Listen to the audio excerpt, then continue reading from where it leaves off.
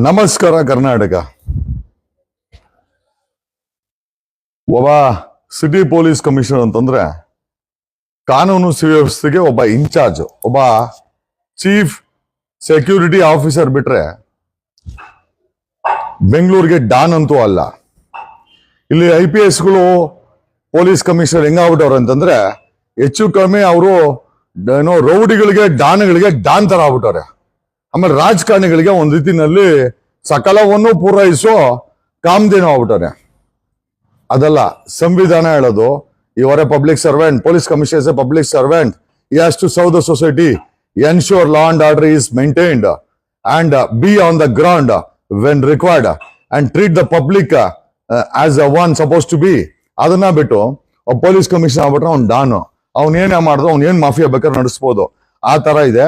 ಸಾಂವಿಧಾನಿಕವಾಗಿ ಅದಕ್ಕೆ ಅವಕಾಶ ಇಲ್ಲ, ನಾವು ಅವಕಾಶ ಕೊಡೋದು ಇಲ್ಲ. ನೀನು ಯಾವುದೇ ಪೊಲೀಸ್ ಕಮಿಷನರ್ ಆಗಿರ್ಲಿ, SP ಆಗಿರ್ಲಿ, DYSP ಆಗಿರ್ಲಿ, ಅರ್ಥ ಮಾಡ್ಕೊಳ್ಳಿ, ನೀವ್ ಯಾರೋ ಡಾನ್ಗಳಲ್ಲ, ನಿಮ್ಮ ಡಾನ್ಗಳ ಗಿರಿಯಲ್ಲಿ ನಡೆಯಲ್ಲ. ಆಮೇಲೆ ಸಂವಿಧಾನಕ್ಕೆ ಮರ್ಯಾದೆ ಕೊಡ್ಬೇಕು. ಜನರು 6 ಕೋಟಿ ಕನ್ನಡಿಗರು ಟ್ಯಾಕ್ಸ್ ಕಟ್ರೆ ನಿಮ್ ಸಂಬಳ ಬರೋದು.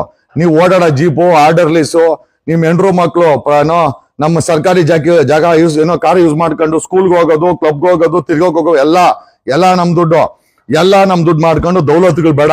ಹಾಗಾಗಿ ಪೊಲೀಸ್ ಕಮಿಷನರ್ ಆದಂತವ್ರು ಅಥವಾ SP ಗಳವರು maintain your standards, respect the public from whom you are getting your salaries and your.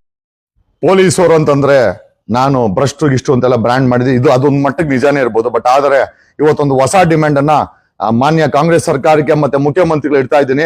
ನಮ್ಮ ಪೊಲೀಸ್ ಕಾನ್ಸ್ಟೇಬಲ್ಗಳಿಗೆ ತುಂಬಾ ದೊಡ್ಡ ಅನ್ಯಾಯ ಆಗಿದೆ. ಪೊಲೀಸ್ ಕಾನ್ಸ್ಟೇಬಲ್ಗಳಿಗೆ ತುಂಬಾ ದೊಡ್ಡ ಅನ್ಯಾಯ ಆಗಿದೆ.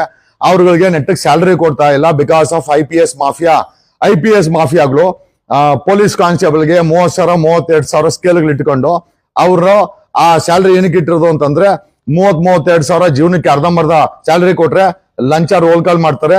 ಆ ರೋಲ್ ಕಾಲ್ ಅವರು ತಿಂತಾರೆ, IPSಗಳಿಗೂ ತಂದು ಕೊಡ್ತಾರೆ. ಎಲ್ಲಾ IPS ಅಲ್ಲ, ಸಾಕಷ್ಟು IPSಗಳು ಪೊಲೀಸ್ ಕಾನ್ಸ್ಟೇಬಲ್ಗೆ ಸ್ಯಾಲರಿ ಹೈಕ್ ಆಗ್ಬಾರ್ದು ನೋಡ್ಕೊಳ್ತಾ ಇದಾರೆ.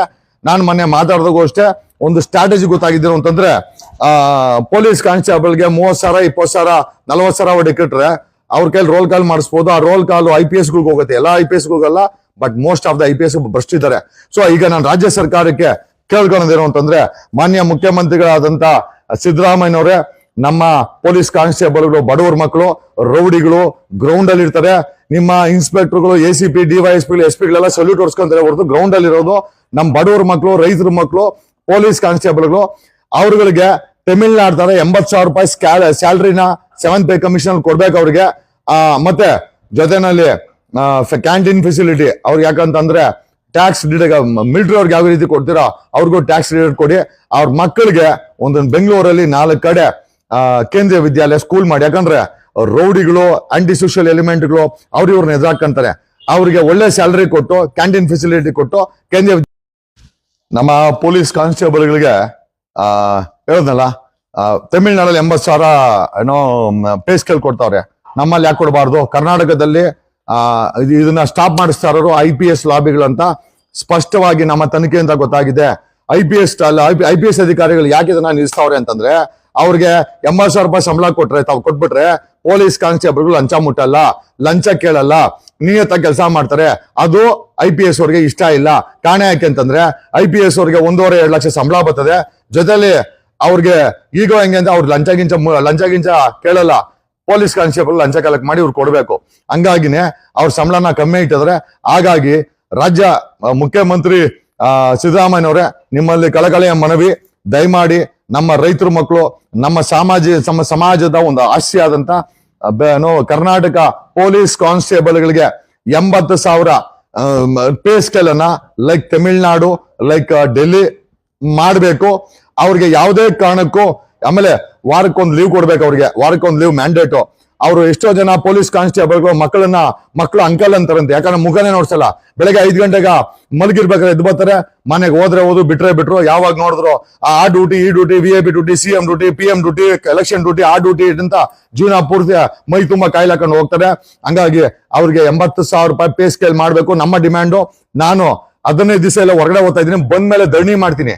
ಪೊಲೀಸ್ ಕಾನ್ಸ್ಟೇಬಲ್ಗೋಸ್ಕರ ಧರಣಿ ಮಾಡ್ತೀನಿ. 80,000 ರೂಪಾಯಿ ಪೇ ಸ್ಕೇಲ್ ಆಗ್ಲೇಬೇಕು. ಕ್ಯಾಂಟೀನ್ ಕೊಡ್ಬೇಕು ಅವ್ರಿಗೆ, canteen facility, tax free items. ಮೂರನೇದಾಗಿ ಅವ್ರ ಮಕ್ಕಳಿಗೆ ಕೇಂದ್ರೀಯ ವಿದ್ಯಾಲಯ ತರ ಒಂದು 4 ಕಡೆ.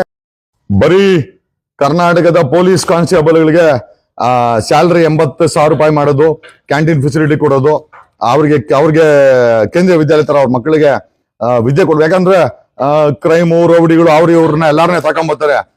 ಅವ್ರ ಫ್ಯಾಮಿಲಿಗಳು ಕೂಡ ಸೇಫ್ಟಿ ಮಾಡೋದು ಸರ್ಕಾರದ ಕೆಲಸ ಅಲ್ವಾ, ಹಂಗಾಗಿ ಮಾಡ್ಬೇಕು. ಜೊತೆನಲ್ಲಿ ನಮ್ಮ ಮುಖ್ಯವಾದ ಇನ್ನೊಂದು ಘಟಕ ಅಂತಂದ್ರೆ ಹೋಮ್ ಗಾರ್ಡ್ಸ್. 40,000 ಹೋಮ್ ಗಾರ್ಡ್ಸ್ ಇದ್ರೆ ಕರ್ನಾಟಕದಲ್ಲಿ.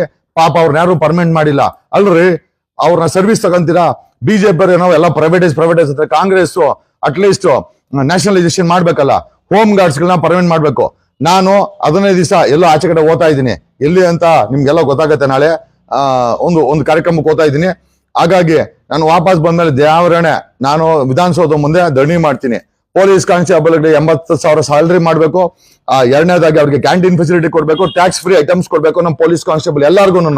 ಯಾಕಂತಂದ್ರೆ ಮಜಾ ಮಾಡೋ IPS ಗಳು ಆರ್ಡರ್ ರಿಲೀಸು, 2 ಕಾರು, ಅವ್ರ ಹೆಂಡ್ರು ಮಕ್ಕಳಿಗೆ ಸುತ್ತಾಡಕ್ಕೆ ಇನ್ನೊಂದು ಕಾರು, ಆಮೇಲೆ 1.5 ಲಕ್ಷ ಸಂಬಳ, ಆಳು ಮೂಳು ಎಲ್ಲಾ ಕೊಡ್ತೀರ IPS ಗಳಿಗೆ. ನಮ್ಮ ಪೊಲೀಸ್ ಕಾನ್ಸ್ಟೇಬಲ್ಗೆ ಏನೋ ಪಾಪ ಮಾಡೋರೆ. 24 ಗಂಟೆ ಗ್ರೌಂಡ್ ಅಲ್ಲಿ ಇರೋದು ಅವರು, ರೌಡಿಗಳನ್ನ ತಕೊಂಬೋದು ಅವರು, ಉಗಿಸ್ಕೊಳೋದು ಅವರು, ಡ್ಯೂಟಿ ಮಾಡೋದು ಅವರು. ಅವ್ರಿಗೆ ಮಾತ್ರ 30,000 ಸಂಬಳ, IPS ಗಳಿಗೆ 2 ಲಕ್ಷ ಸಂಬಳ, ಆರ್ಡರ್ ಅಲ್ಲಿ ಆಳು ಉಮ್ಮಳು ಎಲ್ಲ. ಹಂಗಾಗಿ ಇವ್ರ ತರ ತಮಿಳ್ನಾಡು ತರ ನೀವು 80,000 ಸ್ಯಾಲರಿ ಮಾಡ್ಬೇಕು, ಕ್ಯಾಂಟೀನ್ ಫೆಸಿಲಿಟಿ ಕೊಡ್ಬೇಕು, ಅವ್ರ ಮಕ್ಕಳಿಗೋಸ್ಕರ ಕೇಂದ್ರೀಯ ವಿದ್ಯಾಲಯ ಮಾಡ್ಬೇಕು. ಅವ್ರನ್ನ ನಾವು ನಗ್ನಾಗ್ತಾ ಚೆನ್ನಾಗಿ ನೋಡ್ಬೇಕು. ಸಾಧ್ಯವಾದ್ರೆ ಒಂದು ವೀಕ್ಲಿ ಆಫ್ ಕೊಡ್ರಿ, 6 ತಿಂಗಳಿಗೊಂದ್ಸಿದ್ದು ಒಂದು ಟ್ರಿಪ್ ಕಳಿಸಿ ಅವ್ರ 2 ಮಕ್ಕಳನ್ನ. ಇಷ್ಟೆಲ್ಲಾ ಮಾಡಿದ್ರೆ ಅವ್ರು 1 ರೂಪಾಯಿ ಲಂಚ ಮಾಡಲ್ಲ, ಅದು ನನ್ ಗ್ಯಾರಂಟಿ ಅಂತ ಹೇಳುತ್ತಾ ನಾನು ನಿಮ್ಮ ವಕೀಲ್ ಸಾಬ್. Thank you.